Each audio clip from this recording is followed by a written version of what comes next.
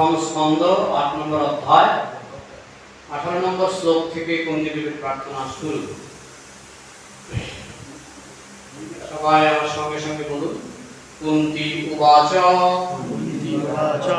নমস্তে প্রশংসাদ্যম নমস্তে পুরুষে প্রাজ্ঞম ঈশ্বরং প্রকৃতে পরম প্রকৃতি পরম লক্ষ্যং সর্বভূতানাং লক্ষ্যং সর্বভূতানাং অন্তর্বহিরবস্থিতম। অন্তর্বহিরবস্থিতম। কুন্তি উবাচ উবাচ নমস্তে পুরুষাঙ্কাদ্যম নমস্তে পুরুষং প্রাজ্ঞম ঈশ্বরং প্রকৃতে পরম লক্ষ্যং সর্বভূতানাং লক্ষ্যং সর্বভূতানাং অন্তর্বহিরবস্থিতম। অন্তর্বহিরবস্থিতম। অনুবাদ। শ্রীমতী কুন্তি দেবী বললেন, হে কৃষ্ণ, আমি তোমাকে আমার সশ্রদ্ধ প্রণতি নিবেদন করি, কারণ তুমি আদি পুরুষ এবং যারা প্রকৃতির সমস্ত গুণের অতীত। তুমি সকলের অন্তরে ও বাহিরে অবস্থিত, তথাপি তোমাকে কেউ দেখতে পায় না। প্রভুপাদ তাৎপর্য ব্যাখ্যা করেছেন। তো আমরা যেহেতু এই 7 দিনের মধ্যে এই 26টা শ্লোক আলোচনা করার চেষ্টা করব, তাই আমরা যতদূর সম্ভব সংক্ষেপে আমরা আলোচনা করব, না হলে 7 দিনে হয়তো সম্পূর্ণ করা সম্ভব নয়। এখানে কুন্তি দেবী হচ্ছেন কৃষ্ণের কি হয় পিসিমা, বসুদেবের বোন, কৃষ্ণের পিসিমা।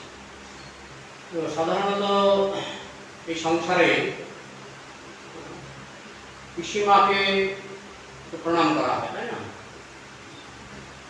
কৃষ্ণ হচ্ছেন ভাইপো, তো ভাইপো পিসিমাকে প্রণাম করতেন, তাই তো? কিন্তু এখন আমরা উল্টো দেখছি। এখানে আমরা দেখছি কুন্তি দেবী ভাইপোকে প্রণাম করছেন। তার মানে এই নয় যে কৃষ্ণ কুন্তি দেবীকে প্রণাম করতেন না, কৃষ্ণ সবসময় কুন্তি দেবীকে প্রণাম করতেন। কুন্তি দেবী মনে মনে ভাবতেন যে এটা লোকশিক্ষার জন্য যে বয়োজ্যেষ্ঠকে প্রণাম করতে হয়, মাতৃস্থানীয় মাতাজিদের প্রণাম করতে হয়, এটা কৃষ্ণ লোকশিক্ষার জন্য তিনি কুন্তি দেবীকে প্রণাম করতেন। তিনি এমনকি যুধিষ্ঠির মহারাজকেও প্রণাম করতেন, কারণ যুধিষ্ঠির মহারাজ তার বড় ভাইয়ের বয়স। জাগতিক বিচার, জন্ম বিচারে যুধিষ্ঠির মহারাজের জন্ম কৃষ্ণের আগে হয়েছে, তাই কৃষ্ণ যুধিষ্ঠির মহারাজকে প্রণাম করতেন, সমস্ত বয়োজ্যেষ্ঠদের তিনি প্রণাম করতেন এবং বিশেষ করে কুন্তি দেবীকে তো প্রণাম করতেন। কিন্তু এখানে আমরা দেখতে পাচ্ছি উল্টো। এখানে আমরা দেখতে পাচ্ছি কুন্তি দেবী কৃষ্ণকে প্রণাম করছেন, শুধু প্রণাম নয়, তিনি কৃষ্ণের কাছে প্রার্থনা করছেন। কেন সেটা? কারণ কুন্তি দেবী জানতেন কৃষ্ণের আসল পরিচয়। কৃষ্ণস্তু ভগবান স্বয়ং, কৃষ্ণ হচ্ছেন স্বয়ং ভগবান, সেটা কুন্তি দেবী জানতেন। জানতেন বলেই তিনি তার ভাইপোকে প্রণাম করছেন। নমস্তে পুরুষাঙ্কাদ্যম, নমস্তে মানে নমস্কার করি, নম। নম কথাটার মধ্যে দুটো শব্দ আছে, ন আর ম। আমরা বলি নম, নম নম, ন আর ন। ন মানে কি? ন মানে না, সংস্কৃতে ন মানে না, আর ম মানে আমি আমার, আমি আমার, ম মমতা, ম ম মানে আমি আমার। ন ম মানে আমি আমার বাদ দিই, ন মানে না, আমি আমার বাদ। তাহলে ভগবান ছাড়া এই সংসারে আর কিছু নাই, আমি বলতে কিছু নাই, আমার বলতে কিছু নাই। আমি যে আমি পরিচয় দিচ্ছি, আমি দেহটাকে আমি বলে মনে করছি, সেটা আমার পরিচয় না। হ্যাঁ, আমি কৃষ্ণ দাস, কিন্তু সেই আমিও কৃষ্ণের অংশ, কৃষ্ণের অংশ। সুতরাং আমি বলতে আলাদা কিছু, সেরকম আলাদা কিছু নেই, আমি কৃষ্ণের অংশ। যেমন আমার হাত আমার অংশ, ঠিক সেরকম আমরা সকলেই হচ্ছি কৃষ্ণের অংশ। সূর্যের কিরণ কণা যেমন সূর্যের অংশ, ঠিক তেমনি আমরা সকলেই কৃষ্ণের অংশ। আমরা হচ্ছি কৃষ্ণ কণা, কৃষ্ণ কণা। তাই আমি বলতে কি, আমি মানে কৃষ্ণেরই অংশ, এবং আমার মানে কি সবই কৃষ্ণের। আমার বলতে কিছু নাই। আমরা এই সংসারে আসি, আমরা যখন সংসারে প্রবেশ করি খালি হাতে আসি না, খালি হাতে আসি, আবার যখন চলে যাই খালি হাতে চলে যাই। মাঝখানে কয়েকটা বছর আমরা মনে করি আমি এটা করলাম, আমি সেটা করলাম, এটা আমার বাড়ি, এটা আমার জমি, কিন্তু শেষ নিঃশ্বাস ত্যাগ করার সঙ্গে সঙ্গে সব শেষ। তো নম কথাটার মধ্যে এই বিনয় ভাবটা থাকা উচিত যে আমি কিছুই, তুমি সবকিছু, হে ভগবান তুমি সবকিছু। কুন্তী দেবী বলছেন নমস্তে, আমি তোমাকে নমস্কার করি। আর ভাইপোকে কুন্তী দেবী বলছেন নমস্তে পুরুষাম, তুমি হচ্ছে আদি পুরুষ, গোবিন্দম আদি পুরুষাম। ভগবান হচ্ছেন একজন ব্যক্তি। বৈষ্ণব ধর্ম ছাড়া অনেকেই মনে করে ভগবান নিরাকার। নিরাকার আমরাও স্বীকার করি, কিন্তু সেই নিরাকার হচ্ছে ভগবানের অঙ্গজ্যোতি। আমি গতকাল ব্যাখ্যা করছিলাম যে সূর্য সাকার, গোলাকার, গোলাকার, সূর্য সাকার, কিন্তু সূর্যের যে অঙ্গজ্যোতি, সূর্যের যে কিরণ, সেটা কিন্তু নিরাকার। কোনটা আগে, সূর্য আগে না সূর্যের কিরণ আগে? সূর্য আগে, তার মানে আকার আগে, আকারটা আগে। আমি এই ঝাড়বাতির দৃষ্টান্ত দিয়েছিলাম। ঝাড়বাতির একটা আকার আছে, কিন্তু ঝাড়বাতিটা যখন জ্বালানো হবে তখন ঝাড়বাতি থেকে জ্যোতি বেরোবে, সেই জ্যোতিটা নিরাকার। কিন্তু ঝাড়বাতির একটা আকার আছে, ঠিক তেমনি ভগবানের আকার আছে। ভগবান হচ্ছে পূর্ণ, ভগবান পূর্ণ। ওম পূর্ণমদঃ পূর্ণমিদং পূর্ণাৎ পূর্ণমুদচ্যতে পূর্ণস্য পূর্ণমাদায় পূর্ণমেবাবশিষ্যতে। ভগবান হচ্ছেন পূর্ণ, পূর্ণমদঃ পূর্ণমিদং। ভগবান পূর্ণ, তার সৃষ্টি পূর্ণ, তার থেকে যা কিছু প্রকাশিত হচ্ছে সব পূর্ণ। পূর্ণমদঃ পূর্ণমিদং বলা হয় তুমি পূর্ণ এবং তোমার সৃষ্টি পূর্ণ। পূর্ণমদঃ পূর্ণমিদং পূর্ণাৎ পূর্ণমুদচ্যতে, পূর্ণ থেকে পূর্ণের উদ্ভব। পূর্ণস্য পূর্ণমাদায়, পূর্ণ থেকে পূর্ণ বিয়োগ করলে কত অবশিষ্ট থাকে? পূর্ণ। 0 + 0, শূন্যের সঙ্গে শূন্য যোগ করলে সমান সমান শূন্য। 0 - 0, শূন্য থেকে শূন্য বিয়োগ করলে সমান সমান শূন্য। ঠিক তেমনি পূর্ণ প্লাস পূর্ণ সমান সমান পূর্ণ, পূর্ণ মাইনাস পূর্ণ সমান সমান পূর্ণ। এটা অঙ্কেও স্বীকৃত হয়েছে। Infinity plus infinity is equal to infinity, infinity minus infinity is equal to. Krishna থেকে কৃষ্ণ বাদ দিলে কৃষ্ণই অবশিষ্ট থাকে, আবার কৃষ্ণের সঙ্গে কৃষ্ণ যোগ করলে কৃষ্ণই অবশিষ্ট, মানে কৃষ্ণই হয়। রাসনাথের সময় লক্ষ লক্ষ কৃষ্ণ, দ্বারকায় 16,108 জন কৃষ্ণ। যখন কৃষ্ণ সভাকক্ষে যেতেন তখন 16,000 রাজপ্রাসাদ থেকে, 16,108টি রাজপ্রাসাদ থেকে 16,108 জন কৃষ্ণ বেরিয়ে আসতেন। আর গেটে দারুক, মানে কৃষ্ণের রথের সারথি দারুক বসে থাকতেন একটা রথ নিয়ে, আর কৃষ্ণ আসতেন 16,108 জন কৃষ্ণ। এসে যেই রথে উঠতেন হয়ে যেতেন একজন কৃষ্ণ। আবার সবার কাজ শেষ করে তিনি যখন ফিরে আসতেন, যখন রথ থেকে নামতেন একজন কৃষ্ণ নামতেন, নেমে হয়ে যেতেন 16,108 জন কৃষ্ণ। তারপর আলাদা আলাদা রাজপ্রাসাদে প্রবেশ করতেন। একই কৃষ্ণ, কখনো একজন কখনো অসংখ্য। এই জন্য এই যে জগতের সৃষ্টি, এই জগতের সৃষ্টি কৃষ্ণ থেকে, তাই কৃষ্ণকে বলা হয় বীজ। বীজ যেমন বট গাছের বীজ কত বড়, নারকেলের মতো না কুমড়ার মতো? বট গাছের বীজটা না, বট গাছের বীজটা সাইজ কত?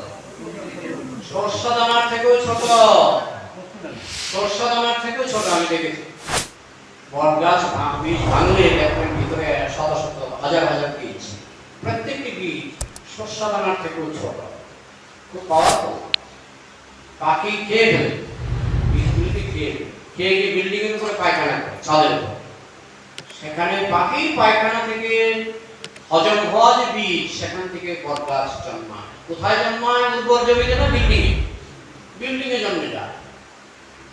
ইটের বিল্ডিং, সিমেন্টের বিল্ডিং এ বটগাছ জন্মে যায়, তাও আবার পাখির পায়খানা থেকে। বীজটা খুব ছোট, কিন্তু খুব পাওয়ারফুল। সাইজ ছোট। অনেকে বলে কৃষ্ণ তো ছোট, 5 ইঞ্চি 6 ইঞ্চি বা 5 ফুট 6 ফুট কৃষ্ণ হতে পারে।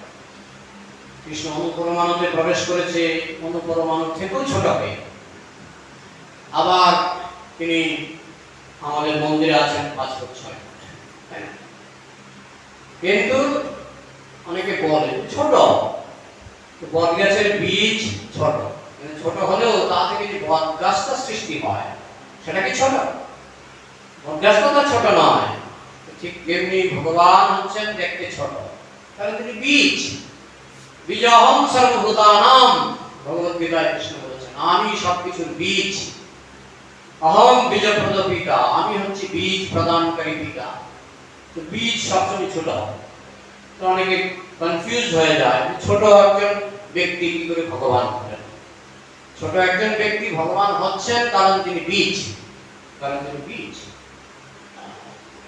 সেটা বলতে গেলে বুঝতে পেরেছিলাম যে কৃষ্ণ আমার ভাইপো হোক আর যাই হোক, তিনি হচ্ছেন সংসারের বীজ।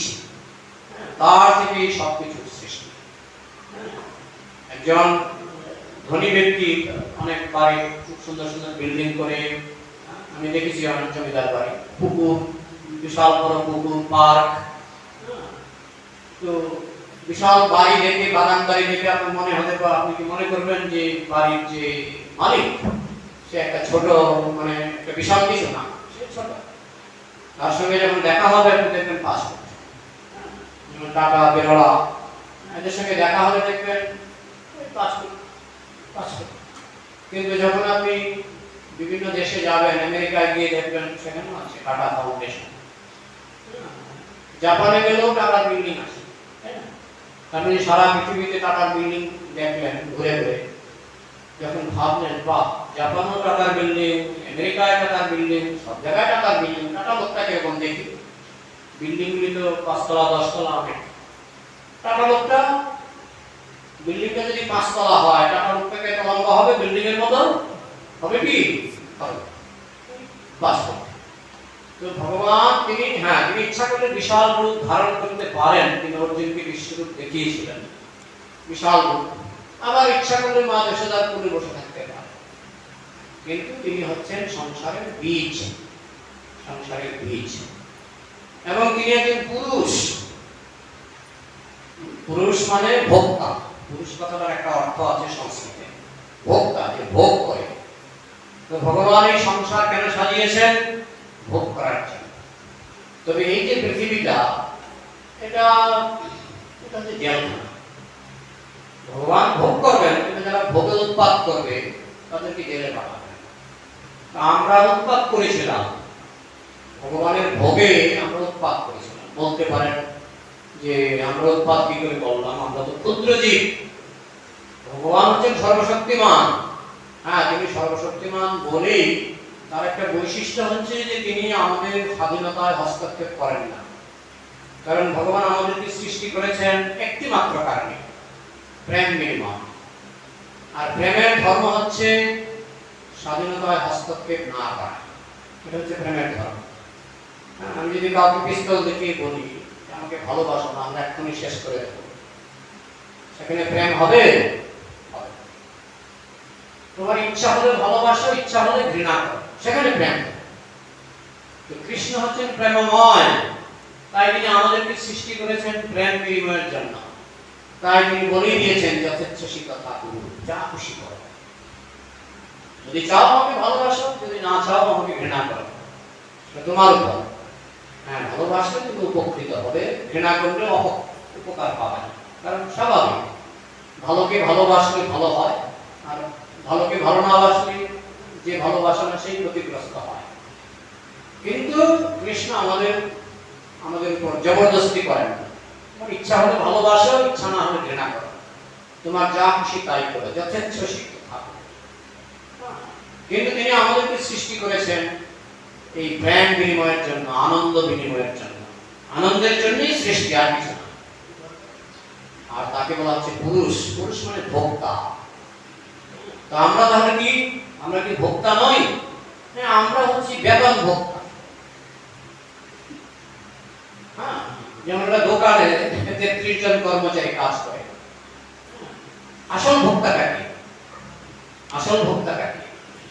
কলকাতা গেলে দেখবেন বড় বড় দোকান, একজন ক্যাশ বাক্স নিয়ে বসে থাকে, তাই না? আর 33 জন কর্মচারী কাজ করে। তাহলে আসল ভোক্তাটা কি 33 জন, না ওই ক্যাশ বাক্সে বসে আছে এ আসল ভোক্তা? ক্যাশ বাক্সে যে বসে আছে তিনি হচ্ছেন আসল ভোক্তা। কলকাতায় এমন দোকান আছে কোটি কোটি টাকা ইনকাম হয়। এই কোটি কোটি টাকার মধ্যে যারা কর্মচারী তারা হয়তো কয়েক হাজার টাকা, বা কর্মচারীদের মধ্যে হয়তো কয়েক লক্ষ টাকাই গেল, কিন্তু আসল ইনকামটা কার কাছে যায়? আসল ইনকামটা মালিকের কাছে। দুনিয়ার মালিক হচ্ছেন কৃষ্ণ, তাই আমরা হচ্ছি তার কর্মচারী। একেবারে ঈশ্বর কৃষ্ণ আর সব ভৃত্য, আমরা সবই ভৃত্য। তাই আমাদের কাজ হচ্ছে কর্মচারী হিসেবে কাজ করা, আর তিনি বেতন দেবেন। তবে হ্যাঁ, বেতন খুব বেশি দেন। অন্যান্য জায়গায় আপনি কাজ করলে তার বেতন পাবেন, যেমন বলা হয় কি আইএস অফিসার। আইএস অফিসারের বেতন বেশি না? আইএস অফিসারের বেতন বেশি।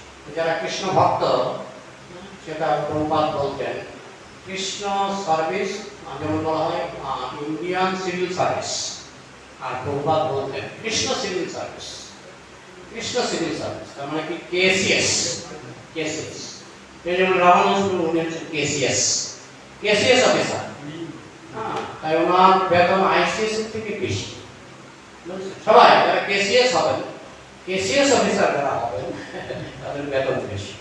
কারণ বেতনটা কে দিচ্ছেন? কৃষ্ণ। ওরা দেখতে তো পাচ্ছে না, বেতন দেখতে হবে না। কৃষ্ণ আপনাকে সুরক্ষা দান করবেন, শুধু এই জন্মে নয়, জন্ম জন্মান্তরে। আর যদি ভগবান তার নিজের ধামে আপনাকে নিয়ে যান, তাহলে তো আর কোনো কথাই নেই, সব সেখানে সব ফ্রি, সব ফ্রি। তো যাই হোক, কুন্তী দেবী বলছেন কৃষ্ণকে পুরুষ। অনেকে বলে তাহলে আমরা নারীরা কি দোষ করলাম, কৃষ্ণ কেন পুরুষ? আসলে দেখুন, কৃষ্ণ হচ্ছেন এমন একজন পুরুষ, তাকে বলা হচ্ছে মাতা আচ পিতা আচ। কৃষ্ণ হচ্ছেন এমন একজন পুরুষ, গীতাতেই আছে তমেব মাতা আচ পিতা, এরকম শ্লোক আছে। বিশ্বরূপ দর্শন যোগে অর্জুন বলছেন তুমি মাতা, তুমি পিতা। হ্যাঁ, রাধারানী কে? রাধারানী হচ্ছে কৃষ্ণেরই শক্তি। শক্তি আর শক্তিমান, কৃষ্ণকে বলা হচ্ছে শক্তিমান। শক্তিমান থাকলেই শক্তি থাকবে। সূর্য জ্যোতি আছে মানে সূর্য আছে, সূর্য থাকলেই সূর্যের জ্যোতি থাকবে। ঠিক তেমনি কৃষ্ণ আছেন শক্তিমান, আর রাধারানী হচ্ছেন শক্তি। যেমন একই পয়সার দুই সাইড, একই কাগজের দুই সাইড আলাদা করতে পারবেন? একটা কাগজের দুই সাইড আলাদা করতে পারবেন? আলাদা করা যায়। সূর্য থেকে সূর্যের জ্যোতিকে আলাদা করা যায় না। ঠিক তেমনি কৃষ্ণ থেকে কৃষ্ণ শক্তিকে আলাদা করা যায়। এই সংসারে যারা পুরুষ দেহ পেয়েছেন, আমাদের শাস্ত্র বলছে তারাও নারী। আর যারা নারী দেহ পেয়েছেন তারাও নারী, আর যারা পুরুষ দেহ পেয়েছেন তারাও নারী। কিন্তু এই জেলখানার মধ্যে পুরুষরা মনে করে আমরা পুরুষ, নারীও মনে করে আমরা পুরুষ। এটা হচ্ছে জেলখানার বৈশিষ্ট্য। গোলকধামে পুরুষের দেহে যারা আছে তারাও নারী, আর নারীর দেহে যারা আছে তারাও নারী। গোলকধাম। আর এই জড়জগতে পুরুষ দেহে যারা আছে তারা ভাবছে আমি পুরুষ, নারী দেহে যারা আছে তারা ভাবছে আমি পুরুষ। পুরুষ অভিমান, এটা হচ্ছে আমাদের পুরুষ অভিমান। কিন্তু কেউ যখন শুদ্ধ কৃষ্ণ ভক্ত হবে, তখন সে বুঝতে পারবে জগতে একজনই পুরুষ আছে, তিনি হচ্ছেন কৃষ্ণ, আর কেউ পুরুষ নাই। আমরাই দেখুন, আমরা এই জন্মে আমি পুরুষ, লক্ষ লক্ষ জন্মে আমি নারী হয়েছিলাম, লক্ষ লক্ষ জন্মে আমি নারী হয়েছিলাম। তো লক্ষ লক্ষ জন্মে এখানে যারা নারী দেহ পেয়েছেন, লক্ষ লক্ষ জন্মে যারা পুরুষ হয়েছেন, নারী হয়েছেন, পুরুষ হয়েছেন, নারী হয়েছেন। আমরাও পুরুষ হয়েছি, নারী হয়েছি, পুরুষ হয়েছি, নারী হয়েছি। মাঝখানে মিথ্যা অহংকার, আমি পুরুষ। অনেক সময় বলে যে নারীরা পুরুষের থেকে শ্রেষ্ঠ। আরে আমিও তো নারী ছিলাম, আমিও তো লক্ষ লক্ষ জন্মে নারী ছিলাম। তো আসলে এই জগতে আমাদের বুঝতে হবে যে সকলেই নারী, সকলেই নারী। নারীকে সংস্কৃতে বলা হয় প্রকৃতি, আমরা সকলেই প্রকৃতি। পুরুষ শুধু একজন, কে সে? কৃষ্ণ। পুরুষ হচ্ছেন কৃষ্ণ, পুরুষ হচ্ছেন ভগবান, আমরা সকলেই না। তাই কুন্তী দেবী বিশেষ করে বলছেন নমস্তে পুরুষম, এ পুরুষ, এ আদি পুরুষ, গোবিন্দম আদি পুরুষম। গোবিন্দ হচ্ছেন আদি পুরুষ, প্রথম পুরুষ। তার আগে আর কেউ ছিল না, তার আগে কেউ নেই, থাকবে না। তিনি হচ্ছেন আদি পুরুষ। তাই কুন্তী দেবী কৃষ্ণকে চিনতে পেরেছেন। তুমি আমার ভাইপো হোক আর যাই হোক, তুমি হচ্ছে আদি পুরুষ, তুমি হচ্ছে ভগবান। নমস্তে পুরুষম পাদম, তুমি, তার মানে তুমি, আদ্য মানে আদি পুরুষ, তুমি হচ্ছে আদি পুরুষ। তাই তোমাকে আমি প্রণাম করি। ঈশ্বরম মানে নিয়ন্তা। সবাইকে ঈশ্বর বলা হয়, একটা পিঁপড়াকেও ঈশ্বর বলা হয়। কেন? একটা পিঁপড়াকেও ঈশ্বর বলা হচ্ছে। একটা চিনি যদি ফেলে দেন, এই চিনিটাকে পিঁপড়া টানাটানি করে নিয়ে যায়, কিন্তু চিনিটা কার কন্ট্রোলে? পিঁপড়ার কন্ট্রোলে। তাই পিঁপড়াকে ঈশ্বর বলা হয়। সবাই এই সংসারে সবাই ঈশ্বর, ছোট ঈশ্বর, বড় ঈশ্বর, কিন্তু সবচেয়ে বড় ঈশ্বর পরম ঈশ্বর। পরম ঈশ্বর কি? কৃষ্ণ। সকলেই ঈশ্বর, একটা পিঁপড়াও ঈশ্বর, কিন্তু পিঁপড়া পরমেশ্বর নয়। যেমন মন্ত্রী আর প্রধানমন্ত্রী এক জিনিস নয়। স্বাস্থ্যমন্ত্রীও মন্ত্রী, বাণিজ্য মন্ত্রীও মন্ত্রী, কিন্তু প্রধানমন্ত্রী তার পজিশনটা সবার উপরে। ঠিক তেমনি একটা পিঁপড়াও ঈশ্বর, আপনিও ঈশ্বর, ব্রহ্মা ঈশ্বর, ইন্দ্র ঈশ্বর, কিন্তু তারা কেউ পরমেশ্বর নয়। পরমেশ্বরকে কৃষ্ণ। ঈশ্বর হওয়া পরম কৃষ্ণ। কৃষ্ণই হচ্ছেন পরমেশ্বর, কৃষ্ণস্তু ভগবান স্বয়ং। কৃষ্ণ হচ্ছেন স্বয়ং ভগবান। তাই কুন্তী দেবী তাকে ঈশ্বর বলে সম্বোধন করছেন। ঈশ্বরম প্রকৃতে পরম, তুমি হচ্ছে প্রকৃতির ঊর্ধ্বে। প্রকৃতিটা কৃষ্ণেরই শক্তি। কৃষ্ণের শক্তি প্রধানত তিন রকম: বহিরঙ্গা, তটস্থা আর অন্তরঙ্গা। কৃষ্ণের তিন রকমের শক্তি হচ্ছে প্রধান। এমনি তো অসংখ্য শক্তি, কৃষ্ণের শক্তি অসংখ্য, কিন্তু প্রধান তিনটি: বহিরঙ্গা, অন্তরঙ্গা আর তটস্থা। বহিরঙ্গা হচ্ছে যেমন যারা এই পৃথিবী, সূর্য, চন্দ্র যা দেখতে পাচ্ছি, গ্রহ, নক্ষত্র, সবই হচ্ছে কৃষ্ণের বহিরঙ্গা শক্তির প্রকাশ। বহিরঙ্গা শক্তি প্রধানত জল, জলশক্তি। যেমন একটা পাথর, নিষ্প্রাণ পাথর। এই সংসারের মাটি, মাটি প্রাণ নেই, এগুলো হচ্ছে বহিরঙ্গা শক্তি। এই কর্তাটা বহিরঙ্গা। যদি ভগবানের সেবায় লাগানো হয় তখন সেটা চিন্ময়, কিন্তু এমনিতে কর্তাটা কি? বহিরঙ্গা। এখন বহিরঙ্গা শক্তি নিজে নিজে চলতে পারে না। বহিরঙ্গা শক্তি নিজে নিজে চলতে পারে না। কর্তাটা নিজে নিজে বাঁচতে পারবে? বলা হয় যন্ত্র যদি পড়ে থাকে লক্ষ জনার মাঝে, যান্ত্রিক বিহনে যন্ত্র কেমন করে বাঁচে। যন্ত্রটা হচ্ছে বহিরঙ্গা শক্তি, কিন্তু যে যন্ত্রটাকে চালায়, যেমন গাড়িটা বহিরঙ্গা শক্তি, কিন্তু যে গাড়িটাকে চালায়, যে ড্রাইভার, সে কিন্তু অন্তরঙ্গা শক্তির অংশ, তাকে বলা হয় তপস্যা। অন্তরঙ্গা শক্তির অংশ। মমই বাংশ জীবলোকে জীবভূত সনাতন। কৃষ্ণ বলছেন এই জীবগুলি আমার অংশ। আমার অংশ মানে আমার শক্তির অংশ। কোন শক্তির অংশ? বহিরঙ্গা শক্তির অংশ না অন্তরঙ্গা শক্তির অংশ? অন্তরঙ্গা শক্তির অংশ। আমরা যারা প্রাণী, আমরা যারা জীব, আমরা হচ্ছি কৃষ্ণের অন্তরঙ্গা শক্তির অংশ। তাহলে গাড়িটা কি শক্তি? বহিরঙ্গা শক্তি। গাড়ির ড্রাইভার কি শক্তি? তটস্থা শক্তি, কিন্তু অন্তরঙ্গা শক্তির অংশ। গাড়ির ড্রাইভার অন্তরঙ্গা শক্তির অংশ, তাকে বলা হয় তটস্থা শক্তি অংশ। কারণ ড্রাইভার তার পূর্ণ শক্তি নয়, একটা কণা, অন্তরঙ্গা শক্তির একটা কণা, তাই তাকে বলা হচ্ছে তটস্থা শক্তি। তটস্থা মানে কিনারে, কিনারে। সে ইচ্ছা করলে জেলে আসতে পারে, ইচ্ছা করলে গোলকধামে থাকতে পারে। তটস্থ শক্তি মানে কিনারে থাকে, যেমন সমুদ্রের কিনারে জল, ইচ্ছা করলে সমুদ্রেও চলে যেতে পারে, ইচ্ছা করলে ডাঙাতেও আশ্রয় করতে পারে। তো আমরা অনেক সময় মায়ার সংসারে আশ্রয় করি, জেলখানার মধ্যে চলে আসি। অনেক সময় আমরা যদি ভগবানের নির্দেশ পালন করি, ভক্ত হই, আমরা আবার তলস্থানে চলে যেতে পারি। তাই আমাদেরকে বলা হচ্ছে তটস্থ শক্তি, আমরা কিনারে আছি, মায়ার কিনারে। আমরা ইচ্ছা করলে মায়ার মধ্যে ঢুলে পড়তে পারি, আবার ইচ্ছা করলে ভগবানের ধামে চলে যেতে পারি। তাই আমাদেরকে বলা হচ্ছে তটস্থ। যেমন এরোপ্লেন আর তার পাইলট। এরোপ্লেনটা কি শক্তি? বহিরঙ্গ। আর পাইলট তটস্থ, অন্তরঙ্গা শক্তির অংশ।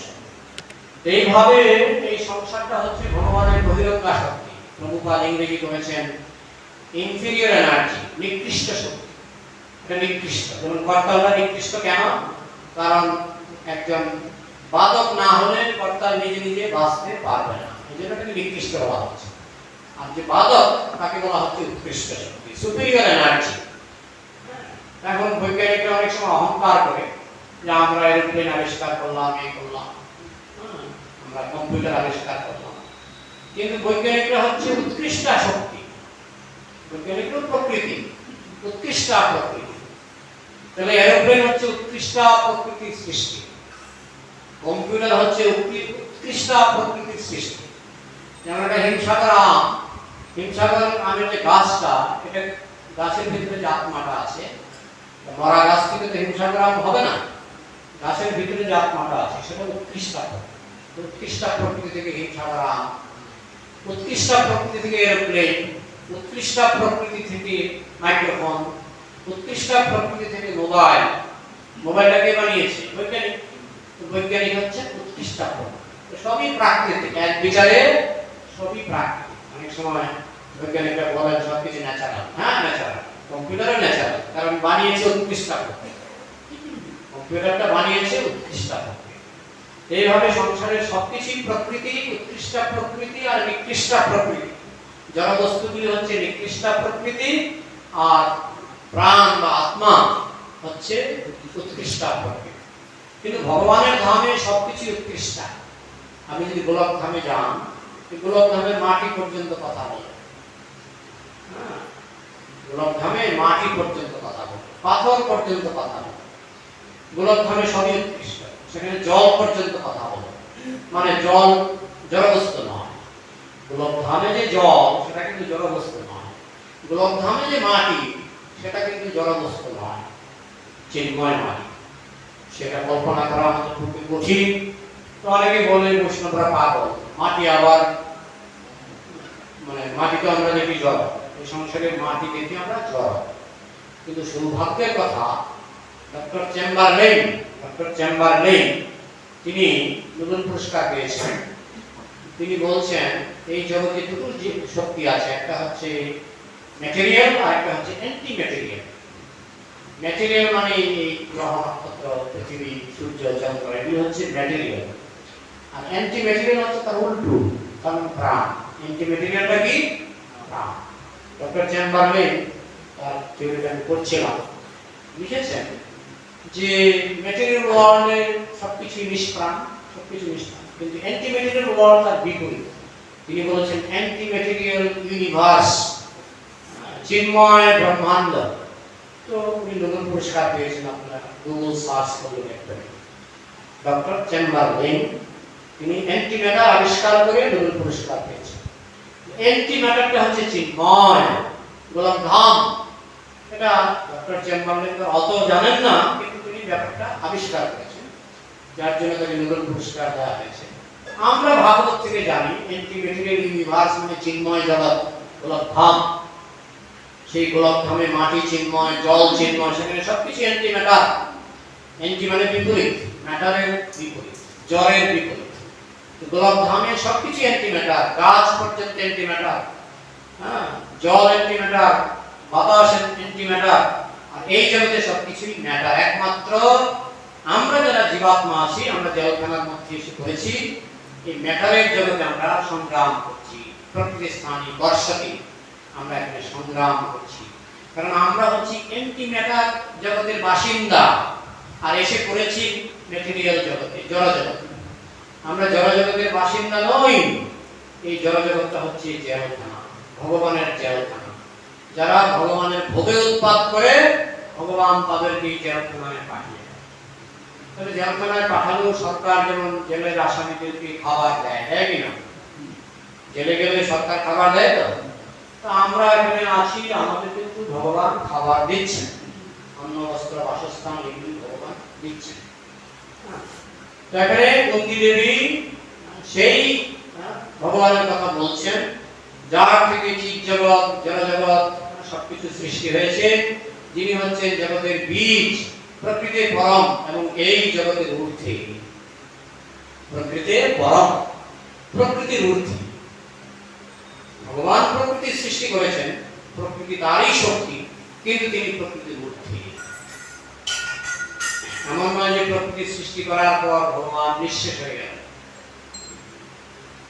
পূর্ণস্য পূর্ণমাদায় পূর্ণমেব অবশিষ্যতে। পূর্ণ থেকে পূর্ণ সৃষ্টি হলেও পূর্ণই অবশিষ্ট থাকে। ভগবান তিনি অনন্ত কোটি ব্রহ্মাণ্ড সৃষ্টি করেছেন, তাতে ভগবানের শক্তি কতটুকু কমে গেল? আমি যদি একটা বিল্ডিং তৈরি করি, আমার পয়সা শেষ, আমার ব্যাংক ব্যালেন্স শেষ, তাই না? অনেক সময় ঋণ করে বিল্ডিং করি।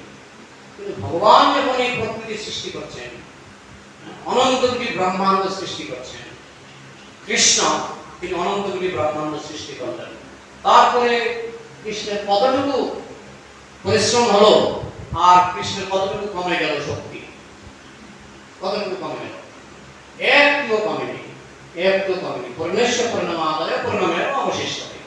পূর্ণ থেকে পূর্ণ বিয়োগ করলে পূর্ণই অবশিষ্ট থাকে।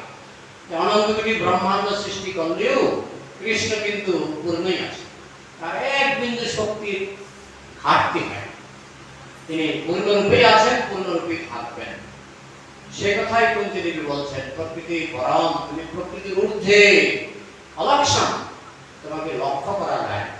অলক্ষণ তুই লক্ষ্য কর। আমরা বিগ্রহ দর্শন করছি, কিন্তু স্বয়ং শ্রীকৃষ্ণ তো অর্জুন যেমন লক্ষ্য করে সেটা, কুন্তী দেবী যেমন সামনাসামনি লক্ষ্য করছেন, কিন্তু কুন্তী দেবী নিজেই বলছেন অলক্ষণ, তোমাকে লক্ষ্য করা যায়। বিশেষ করে নাস্তিকরা দেখতে পায় না বলে বলে ভগবান নাই। দেখুন, নাস্তিকতা একটা বিশ্বাস। আমি বিশ্বাস করি ভগবান আছে, আমি বিশ্বাস করি ভগবান নাই। দুইটি বিশ্বাস নাকি? মাঝখানে কিছু আছে না? আমি বিশ্বাস করি ভগবান আছে, এটাও বিশ্বাস। আবার আমি বিশ্বাস করি ভগবান নাই, এটাও বিশ্বাস। অনেক সময় নাস্তিকরা আপত্তি করে, অভিযোগ, আপনারা অন্ধবিশ্বাস করেন। আরে তোমরাও অন্ধবিশ্বাস করছো। নাস্তিকরা অন্ধবিশ্বাসী, তারা অন্ধভাবে বিশ্বাস করে ভগবান নাই। ভক্তরা অন্ধভাবে বিশ্বাস করে, অন্ধভাবে ঠিক নয়, প্রচুর প্রমাণ আছে। গীতা, ভাগবত এগুলো হচ্ছে ভগবানের প্রমাণ। আচার্যবর্গ, গুরুবর্গ, তারা ভগবানের প্রমাণ। তারা নিজেরা জীবনযাপন করছেন শাস্ত্র অনুসারে, এই শাস্ত্র হচ্ছে ভগবানের প্রমাণ। চোখ থাকলে ভগবানকে দেখা যায়। আমি গতকাল দুটো একটা কুকুরের দৃষ্টান্ত দিয়েছিলাম, যে একটা বনের মধ্যে একজন লোক তার কুকুরকে নিয়ে গেছে বনের মধ্যে। তো সেই বনের মধ্যে একটা কুড়ে ঘর, গভীর জঙ্গল, সেখানে একটা কুড়ে ঘর। সেই কুড়ে ঘরের মাঝখানে সেই কুকুরের মালিক কুকুরকে নিয়ে ঢুকলেন।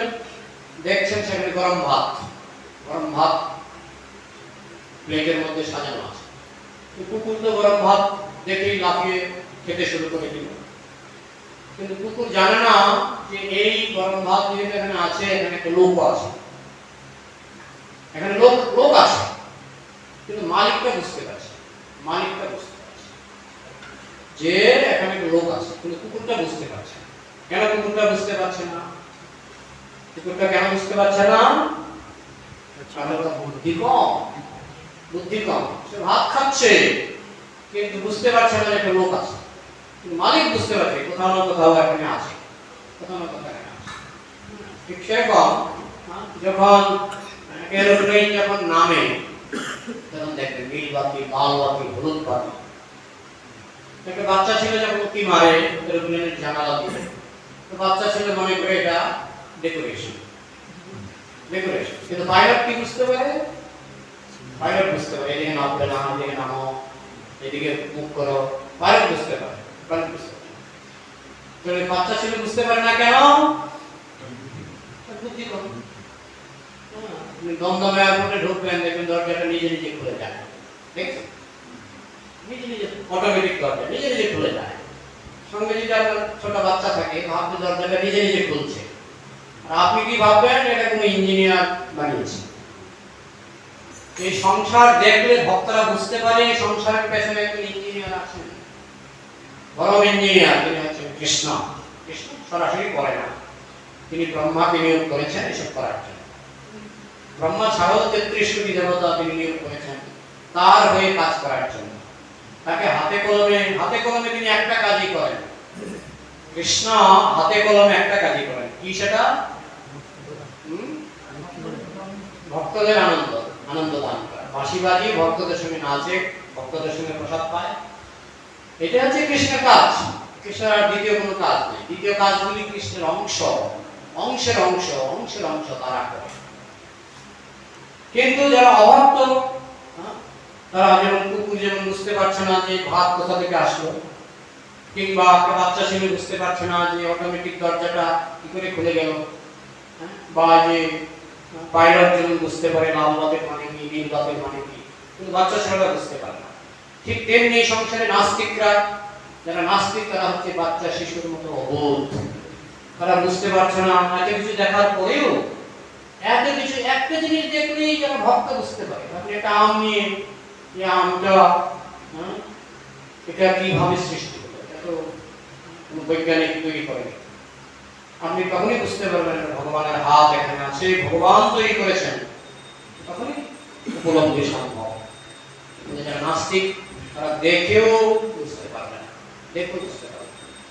এই জন্য বলা হচ্ছে অলক্ষম, যে সংসারে আপনাকে দেখা যায় না। দেখা যায় না মানে যারা পাপে আচ্ছাদিত তারা আপনাকে দেখতে পাবে। আর নাস্তিক হওয়াটা ভগবানেরই ব্যবস্থা, ভগবানই নাস্তিক বানায়, ভগবানই নাস্তিক ভাবছে আমি নাস্তিক, আমি ভগবানকে মানি না। কিন্তু ভগবান কি ভাবছেন? আমি তোমাকে নাস্তিক বানালাম, তুমি নাস্তিক হয়ে থাকো, নাস্তিক হয়ে পাপ করো, নাস্তিক হয়ে নরকে যাও। এইভাবে ভগবান শাস্তি দিচ্ছেন নাস্তিক বানিয়ে। কিন্তু যারা ভক্ত তারা কিন্তু বুঝতে পারে, আপনা লোকাইতে কৃষ্ণ নানা যত্ন করে, তথাপি তাহার ভক্ত জানে তাহারে। ভগবান নিজেকে লোকাবার জন্য প্রচুর চেষ্টা করেন, কিন্তু ভক্ত খুঁজে পায়, দশতলার উপরেও যদি চিনি থাকে, পিঁপড়া খুঁজে পায়। ঠিক তেমনি ভক্তরা কৃষ্ণকে খুঁজে পায়। কৃষ্ণ নিজেকে লোকাবার চেষ্টা করেন। এমনকি বৃন্দাবনে কৃষ্ণ যখন রাস নাস্তিক লুকিয়ে পড়েছিলেন, প্রথমে রাধারানীকে নিয়ে লুকিয়েছিলেন, তারপর রাধারানীকেও ছেড়ে দিলেন, রাধারানীকে ছেড়েই লুকিয়ে পড়লেন। কি একটা গাছের নিচে চতুর্ভুজ নারায়ণ হয়ে বসে আছেন, চতুর্ভুজ নারায়ণ। তো গোপীরা প্রথমে গিয়ে দেখছেন চতুর্ভুজ নারায়ণ। তো নারায়ণকে জিজ্ঞাসা করলেন যে ব্রজেন্দ্র নন্দ মহারাজের পুত্র কৃষ্ণকে দেখেছেন? নারায়ণ বললেন না, আমি দেখি। তারা নমো নারায়ণ বলে গোপীরা প্রণাম করে চলে গেল। তাদের নারায়ণের কোনো আগ্রহই ছিল না, তাদের আগ্রহ নন্দ মহারাজের পুত্র। তারপরে আসলেন রাধারানী। গোপীরা চলে যাওয়ার পর এসে দেখছেন এখানে চতুর্ভুজ কে বসে আছে, বারবার রাধারানী তাকাচ্ছেন, কেমন লাগছে।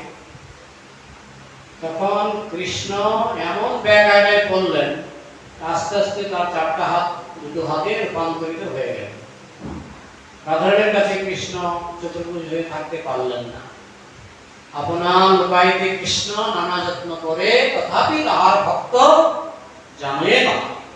কৃষ্ণ নিজেকে লোকাবার জন্য প্রচুর চেষ্টা করেন, উল্লুকে না দেখে যেন সূর্যের কিরণ। উল্লুক মানে পেঁচা, পেঁচা সূর্যের আলো দেখতে পায়। এই পেঁচা বলতে পারে ডক্টর আউল মানে পেঁচা, আউল মানে পেঁচা, ডক্টর পেঁচাকে যদি জিজ্ঞেস করেন সূর্য আছে? নেই। কেন নেই? আমি দেখতে পাই না। নাস্তিকদের যদি প্রশ্ন করা হয় ভগবান আছে নেই, কারণ দেখতে পাই না। তাই তারা হচ্ছে সব ডক্টর পেঁচা। তাই কুন্তী দেবী এক কথায় বলে দিল অলক্ষণ, তোমাকে লক্ষ্য করা যায় না, দেখা যায় না।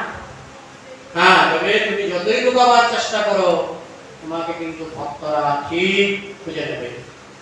বিপ্রা যেমন চিনি খুঁজে নেয়, ভক্তরা তোমাকে ঠিক খুঁজে নেবে। এই জন্য ভক্তদের কাছে ভগবান লুকাতে পারে না। আর প্রেমের সম্বন্ধ, সেখানে তো লুকাবার কোনো প্রশ্নই নেই। প্রেম থাকলে লুকানো যায় না, প্রেম থাকলে লুকানো যায় না। বাড়ি ঘরে যেমন স্বামী স্ত্রী, যদি প্রেম থাকে স্বামীর কাছে স্ত্রী কিছু লুকাতে পারবে না, স্ত্রীর কাছে স্বামী কিছু লুকাতে পারবে না। তো ভগবানের ক্ষেত্রেও সেটা আরো বেশি প্রযোজ্য। এখানে ভক্ত আর ভগবানের প্রেম আছে, সেখানে কোনো কিছু লুকানো যায় না। ভক্ত ভগবানকে ঠিক খুঁজে পায়। এই বলা হচ্ছে যারা ভক্ত নয়, আর ভক্তদের মধ্যে সবাই তো উন্নত ভক্ত নয়, বেশিরভাগ মানুষের কাছে কৃষ্ণ হচ্ছে অলক্ষম। অলক্ষম মানে লক্ষ্য করা যায় না, দেখা যায় না। তার পরবর্তী শ্লোকে কুন্তী দেবী দৃষ্টান্ত দিয়েছেন পুতুল নাচের চেয়ে, পুতুল নাচের পেছনে, পুতুল নাচ দেখেছেন সবাই?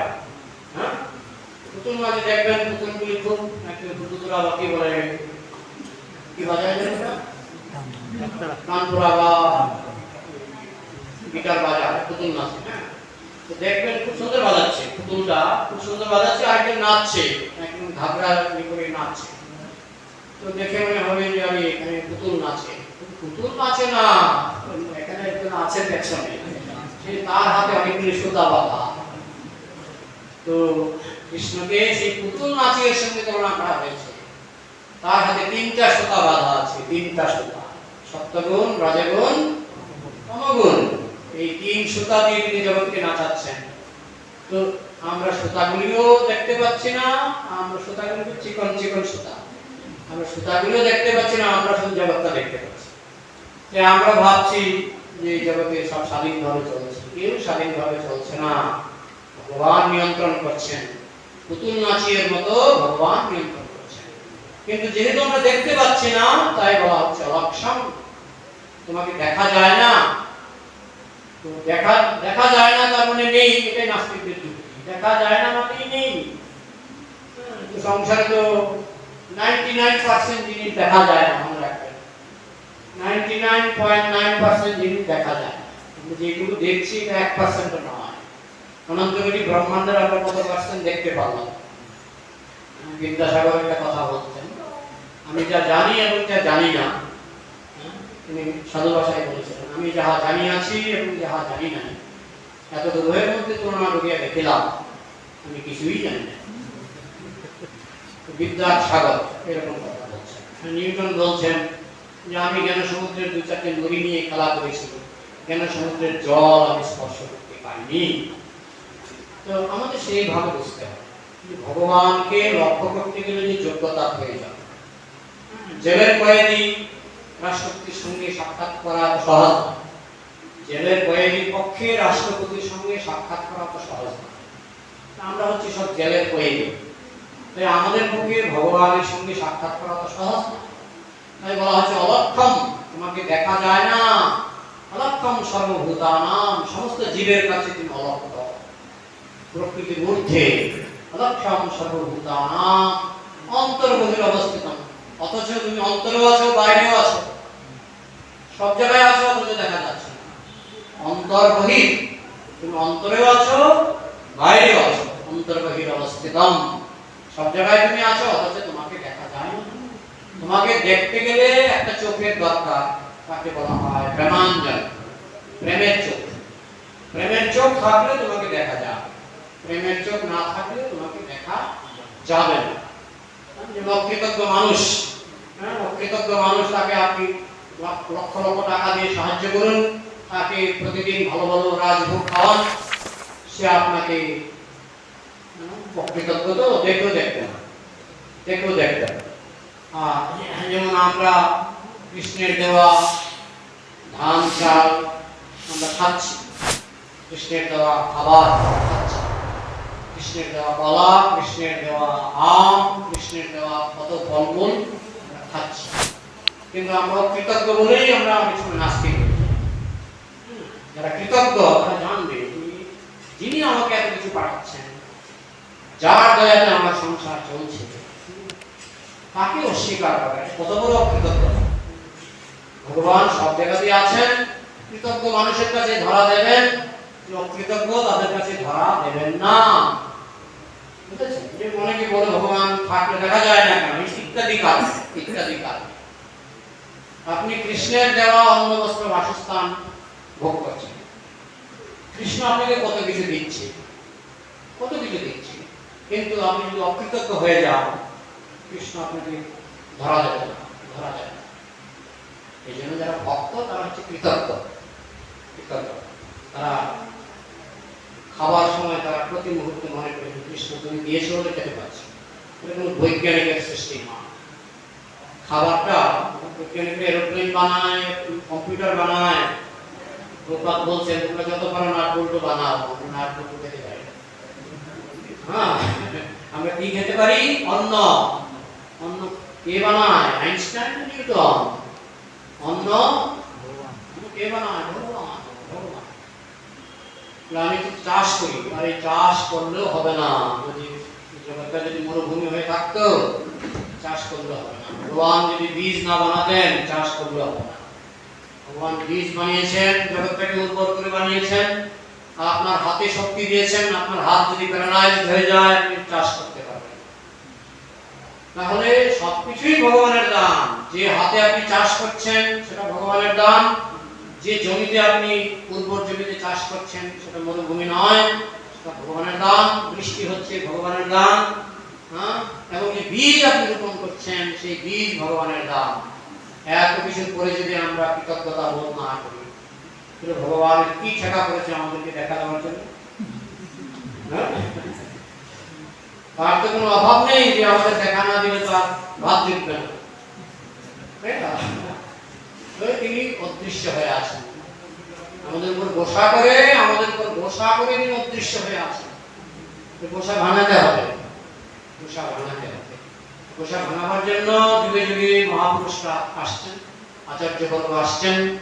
গোসা ভাঙাবার জন্য মাঝে মধ্যে কৃষ্ণ কৃষ্ণ আছেন। তোমরা কীর্তন করো, আমার নাম গুণগান করো, আমার নির্দেশে চলো, আমার নির্দেশে চলো।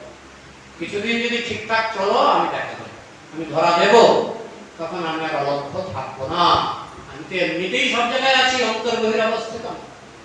যখন হিরণ্যকশিপু জিজ্ঞেস করছিলেন প্রহ্লাদ মহারাজকে, তোমার ভগবান কি পিলারের ভিতরে আছে, স্তম্ভের ভিতরে আছে? তখন প্রহ্লাদ মহারাজ বলেছিলেন আছে। তখন হিরণ্যকশিপু এক গদার আঘাতে স্তম্ভ ভেঙে ফেললেন, তিনি স্তম্ভ থেকে বেরিয়ে আসছেন। আগে থেকেই ছিলেন, সবসময় অনুপরমাণুর মধ্যে আছেন, সুতরাং তাকে দৌড়ে আসতে হয় না। যদি আমরা শুনি যে তিনি দ্বারকা থেকে দৌড়ে এসে তিনি দ্রৌপদীর বস্ত্রহরণের সময় দ্বারকা থেকে দৌড়ে এসেছিলেন, কিন্তু তিনি তো দ্বারকাতেও অনুপরমাণুর মধ্যে আগে থেকে আছেন, তিনি দৌড়ে আসতে হয় না। কিন্তু ভক্তকে খুশি করবার জন্য তিনি লীলা বা নাটক করেন, আমি দৌড়ে আসতাম। ভক্ত খুশি হয়, ভগবান দৌড়ে আসলেন আমাকে রক্ষা করার জন্য। কিন্তু আসলে ভগবান ইচ্ছা করলে তিনি যে কোনো জায়গা থেকে প্রকাশিত হতে পারেন, যে কোনো জায়গা থেকে তিনি ভক্তের কাছে ধরা দিতে পারেন। দ্রৌপদীর বস্ত্রহরণের সময় কৃষ্ণ ইচ্ছা করলে পুরো গৃহের যে সভাকক্ষ, সেখান থেকেই প্রকাশিত হয়ে তিনি দ্রৌপদীকে বস্ত্র দিতে পারতেন। কিন্তু ভক্তকে খুশি করার জন্য তিনি কিছু লীলা করেন। লীলা মানে নাটক, লীলা মানে নাটক। এই সমস্ত কিছুর মধ্যেও ভগবান ধরা দিক আর নাই দিক, ভগবান লুকিয়ে থাকুক আর যেভাবে থাকুক, ভক্ত কিন্তু যেমন করি হোক তাকে জানতে পারে। এই জন্য ভক্ত তাকে আরো ভালো করে বোঝার জন্য কথা শ্রবণ করে। কুন্তিদেবের শিক্ষায় আমরা চেষ্টা করব কিভাবে আরো ভালো করে কুন্তিদেবের শুদ্ধ ভক্ত, আর সেমুখ থেকে আমরা কিছু কিছু শ্রবণ করে আমরা ভগবানকে বোঝার চেষ্টা করব। ভগবানকে বুঝতে পারলে আপনি আনন্দ পাবেন, এবং আপনার জীবনে অনেক শান্তি নেমে আসবে। আর আনন্দ সাগরে যখন কৃষ্ণের সঙ্গে আপনার সত্যিকারের কানেকশন হয়ে যাবে, আনন্দ সাগরে হাবুডুবু খাবেন। কিন্তু আমরা এখন বঞ্চিত, আমরা কিন্তু কেউ 10% নাস্তিক, যতই তিলক কাটি, যতই কণ্ঠিমালা পড়ি না, আমরা কেউ 10% নাস্তিক, কেউ 20% নাস্তিক। হ্যাঁ, কিন্তু যখন আপনি 16 আনা কৃষ্ণকে উপলব্ধি করবেন, তখন আপনি আনন্দ সাগরে আনন্দ পাবেন। হরে কৃষ্ণ। কিছু প্রশ্ন বা মন্তব্য? প্রশ্ন করুন।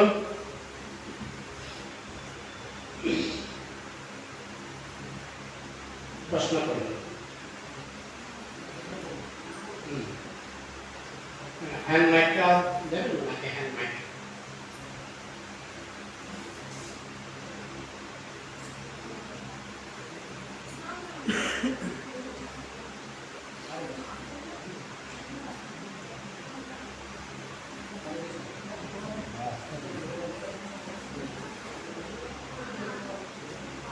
আপনি বলুন, জোরে জোরে বলুন। হ্যাঁ বলুন বলুন।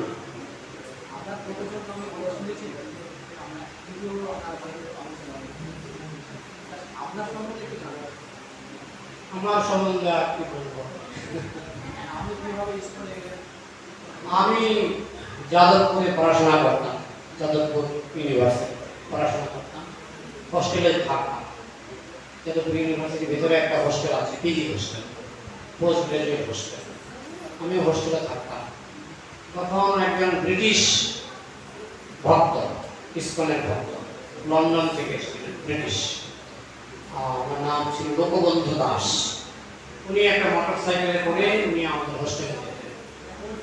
হ্যাঁ, এটা ছিল ধরুন 1985 তখন উনি যেতেন। তো উনি গিয়ে আমরা তখন দুপুরবেলায় আমরা ইউনিভার্সিটির পাশে চলে যেতাম। উনি এসে বেশিরভাগটা খালি হোস্টেল, মানে দুপুরবেলা তো সবাই ক্লাসে চলে যায়, উনি খালি হোস্টেলে ছুটি চাপে ঢুকে ঢুকে কয়েকটা জানালা খোলা থাকতো, জানালার ভেতর দিয়ে উনি অ্যাটম বোম মানে কি? হ্যাঁ, সারা একটা অ্যাটম বোম আছে। গ্রন্থ জানালা দিয়ে ছিল না। তো আমরা যখন ক্লাস টাস করে বিকালবেলায় ফিরে আসতাম, আমরা দেখি জানালা দিয়ে এরকম গ্রন্থ ছড়া আছে। কে যেন এসে গ্রন্থ ছড়েছে, লেখা আছে ইসকন গ্রন্থ।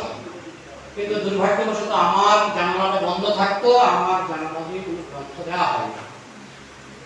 তো ওইদিকে যে সমস্ত ছাত্রগুলি গ্রন্থ পেয়েছিল, এরা আবার এসব ভালোবাসে, পছন্দ করে। তো তারা আমাকে জিজ্ঞেস করলো, এই গ্রন্থগুলি তো লাগবে? হ্যাঁ লাগবে। তো প্রায় 10-12টা গ্রন্থ আমি এদের কাছ থেকে জোগাড় করলাম। জোগাড় করে পড়তে শুরু করলাম। পড়তে এমন নেশা হয়ে গেল, আমি আমার বই পড়া, কলেজের বই পড়া ছেড়ে দিলাম, বই পড়া বন্ধ করে দিলাম। তখন আমার ফাইনাল পরীক্ষা, বুঝেছেন? ফাইনাল পরীক্ষা মানে ঘোষণা হয়ে গেছে, ফাইনাল পরীক্ষা। তো আমি তখন আমার বই পড়া ছেড়ে দিলাম, নেশা হয়ে গেছে, মদের নেশা। তখন আমি ওইসব বই পড়তে লাগলাম, আর ভয়, মনের মধ্যে ভয়, আমি যে আমার সিলেবাসের বই পড়ছি না, আমি তো ফেল করে যাব, ভয়। একদিন খোঁজ দিতে গেলাম ইউনিভার্সিটিতে, গিয়ে দেখি কেন জানি প্রতি 3 মাস পরীক্ষা পিছিয়ে দেওয়া হয়। কৃষ্ণ কিভাবে সাহায্য করে, 3 মাস পরীক্ষা পিছিয়ে দেওয়া হয়। আমি শুনে খুব খুশি হলাম। যাই হোক, তারপরেও যে বেশি পড়তে পেরেছিলাম তা নয়। আমি প্রভুপাদের বই পড়তে লাগলাম। প্রভুপাদের বই পড়তে ফাইনাল পরীক্ষা দিলাম। প্রভুপাদের বই পড়লাম আর পরীক্ষা দিলাম জরা সিলেবাসে। যাই হোক, কৃষ্ণের কৃপায় পাস করে গেছিলাম। তো তারপরে পরীক্ষা যখন শেষ হলো, একটা পরীক্ষা বাকি ছিল, মৌখিক পরীক্ষা। সেটা বাকি ছিল, আমার আর ধৈর্য ধরছিল না। মৌখিক পরীক্ষাটার জন্য বসে থাকতে হবে, এখন মৌখিক পরীক্ষা না দিয়ে চলে যাবে। একদিন আমার বন্ধুর ঘরে বসেছিলাম। আমার একজন বন্ধু ছিল পাশে, আমার হোস্টেলের পাশে। তো সে কি করেছে, সে তার রেডিও, তখন তার টেলিভিশন ছিল না, রেডিও চালিয়ে সে বাথরুমে গেছে। আর রেডিওতে একটা বাংলাদেশি ভাটিয়ালি গান চলছে, আইসোল্যান্ডটা যাইবাল্যান্ডটা পথের কাঙ্গাল হইয়া। এমন সুন্দর করে গানটা গাইছিল, আমার হঠাৎ করে আমার মনে ডাক্তার। আমি সঙ্গে সঙ্গে আমার ঘরে আসলাম, দুপুরবেলা। সঙ্গে সঙ্গে ঘরে এসে আমার ব্যাগের মধ্যে স্কুলের যত বই ছিল সব বই নিয়ে বেরিয়ে পড়লাম। আমাকে কেউ দেখেনি, আমি যখন হোস্টেল থেকে চলে যাই কেউ দেখেনি, এমনকি ইউনিভার্সিটির মাঝখান দিয়ে আমাকে যেতে হলো, আমার পরিচিত কেউ দেখেনি। তাই আমি গিয়ে বাস গাড়িতে উঠলাম। আমি ওই বইয়ের মধ্যে ঠিকানা দেখেছিলাম 3C আলবার্ট রোড। তো 3C আলবার্ট রোডে আমি জার্নি করলাম। সেই থেকে সেটা তখন আবার আমার সেটা হয়ে গেছিল, আমার জয়েন্ট হয়েছিল 1986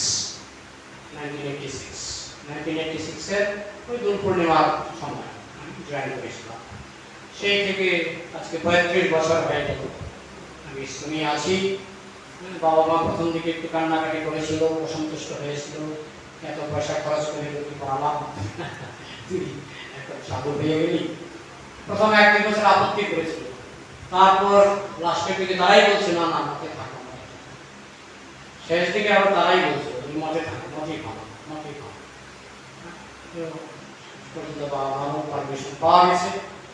এইভাবে এখন তো বাবা মা দুজনেই চলে গেছেন, সবাইকেই চলে যেতে হবে, আমাকেও চলে যেতে হবে। কিন্তু মাঝখানে সৌভাগ্যবশত আমরা শিলপ্রপাতের সঙ্গ পেলাম, শিলপ্রপাতের গ্রন্থ পেলাম। যদি হত্যাক পর্যন্ত এই গ্রন্থ আস্বাদন করতে পারি, আপনাদের সঙ্গে শেয়ার করতে পারি এবং এই গ্রন্থ আচরণ করতে পারি, তাই জীবন ধন্য হবে। তাই আপনারা বৈষ্ণবরা সবাই আশীর্বাদ করুন যাতে প্রভুপাদের ধারায় থাকতে পারি, প্রভুপাদের কথা, কৃষ্ণ কথা সবার কাছে শেয়ার করতে পারি।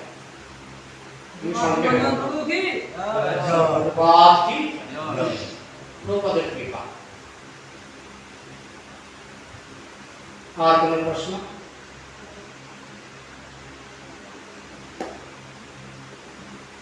কিছু প্রশ্ন উত্তর করলে ভালো লাগে। ভগবান যেমন রাধারানীকে সৃষ্টি করেছে এবং রাধারানীকে সৃষ্টি করেননি, রাধারানী নিত্য। সৃষ্টি মানে তার একটা সৃষ্টিকাল আছে। যেমন 1900 সালে মনে করুন এই বিল্ডিংটা সৃষ্টি হয়েছে, অমুক সালে তাজমহল সৃষ্টি হয়েছে, একটা সাল আছে। কিন্তু রাধারানীর কোনো সাল নেই, অমুক সালে রাধারানীর সৃষ্টি হয়েছে, তার আগে রাধারানী ছিল তা না। কৃষ্ণ যেমন নিত্য, সূর্য যেমন নিত্য, সূর্যের জ্যোতি নিত্য। সূর্য যেমন সবসময় আছে, সূর্য যতদিন আছে সূর্যের জ্যোতি ততদিন আছে। কৃষ্ণ নিত্য, রাধারানীও নিত্য। বুঝা গেল? তাই রাধারানীকে সৃষ্টি করা হয়েছে বলা হয় না, রাধারানী কৃষ্ণের মধ্যেই আছে। কখনো বের করে দেয়, আবার কখনো ভিতরে ঢুকিয়ে দেয়। যখন ভিতরে ঢুকিয়ে দেয় তখন চৈতন্য মহাপ্রভু, আর যখন বের করে দেয় তখন রাধা কৃষ্ণ। বুঝা গেল?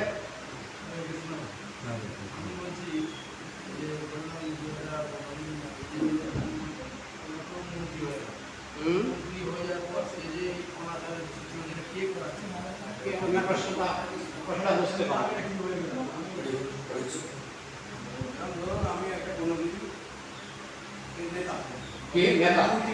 মন্ত্রী হল, সেগুলি আপনার কর্ম অনুসারে ভগবান কর্মফল দিচ্ছেন। আপনার কর্ম অনুসারে ভগবান কর্মফল দিচ্ছেন। পূর্বজন্মে হয়তো ভালো কাজ কিছু করেছে, সেই জন্য ধনী হবে, সেই জন্য নেতা হবে। পাপ কাজ করলে সে হয়তো ব্যাং হয়ে জন্মাতে পারে, কুকুর হয়ে জন্মাতে পারে। কর্মের উপর, কর্ম থেকে কর্মফল। সে আবার তার আগামী জন্মে না কাজটা সে করে নিজে। কাজটা দেখুন, আমরা হচ্ছে ভগবানের অংশ। ভগবান যেমন সর্বশক্তিমান, আমরা অল্প শক্তিমান। ভগবান যেমন পূর্ণ স্বাধীন, আমরা অল্প স্বাধীন। সমুদ্রের 1 ফোঁটা জলের মধ্যে লবণ থাকে। কেন লবণ থাকে? কারণ সমুদ্রের মধ্যে লবণ আছে। ভগবান হচ্ছেন স্বাধীনতার সমুদ্র, তাই সেই স্বাধীনতার কণা আমাদের মধ্যে আছে। লবণের কণা, লবণ সমুদ্রের 1 কণা, জলের মধ্যে লবণের কণা থাকে। স্বাধীনতার সমুদ্রের 1 কণার মধ্যে মানে আমরা, আমাদের মধ্যে স্বাধীনতা আছে। সর্বশক্তিমানের 1 কণা আমরা, আমাদের মধ্যে অল্প শক্তি আছে। তাই আমরা আমাদের স্বাধীনতা ব্যবহার করতে পারি, অপব্যবহার করতে পারি। যখন আমরা আমাদের স্বাধীনতার অপচয় করি, অপব্যবহার করি, তখন কৃষ্ণ কর্মফল দিয়ে থাকে। কৃষি কর্মফলে কেউ ধনী, কেউ গরিব, কেউ সুন্দর, কেউ কুৎসিত, কেউ পশু, কেউ মানুষ, কর্মফল অনুযায়ী। বুঝতে পারো? হরে কৃষ্ণ। হ্যাঁ,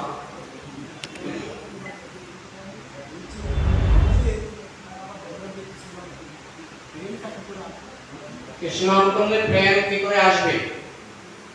গুরুবর্গের নির্দেশে আপনাকে কৃষ্ণ নাম করতে হবে। গুরুদেব বলে দেবেন যে এইভাবে করুন। কি 4টা নিয়ম পালন করতে হবে। 4টা নিয়ম, জানেন তো? 4টা নিয়ম, 4টা নিয়ম পালন করবেন, কৃষ্ণ নাম জপ করবেন, আপনি অটোমেটিক্যালি চিন্তা করবেন, পেয়ে যাবেন, কৃষ্ণ প্রেম পেয়ে যাবেন। যদি মনে করেন হচ্ছে না, ঠিক হয়ে যাবে। অনেক সময় প্লেনে উঠলে মনে হয় প্লেনটা চলে না, আকাশে দাঁড়িয়ে আছে, মনে হয় না? 1000 মাইল বেগে চলছে। যারা 4টা নিয়ম পালন করবে আর 16 মালা জপ করবে, তাদের ভক্তির প্লেন 1000 মাইল বেগে চলছে। তারা হয়তো ভাবছে যে দাঁড়িয়ে আছে, দাঁড়িয়ে পরে তখনই যখন আপনি 4টা নিয়ম ভঙ্গ করবেন, তখন জপেও কিছু হবে না। যখন নিয়ম পালন করে হরিকথা শুনবেন, সাধু সঙ্গ করবেন, অটোমেটিক্যালি আপনি কৃষ্ণ প্রেম পাবেন। সেই দায়িত্ব কৃষ্ণের, আপনি শুধু আপনার ডিউটি করে যান। কৃষ্ণ একটা সঠিক মুহূর্তে আপনাকে দিয়ে দেবেন। হরে কৃষ্ণ। জগন্নাথ দেবের কাঁঠাল চুরি অনেক সময় হয়ে গেল, তাহলে আরেক বাদ অন্য সময়, ঠিক আছে? গ্রন্থরাজ ভাগবতম কি, সমবেত বৈষ্ণব ভক্তবৃন্দ কি, পিতায় গৌর প্রেমানন্দে।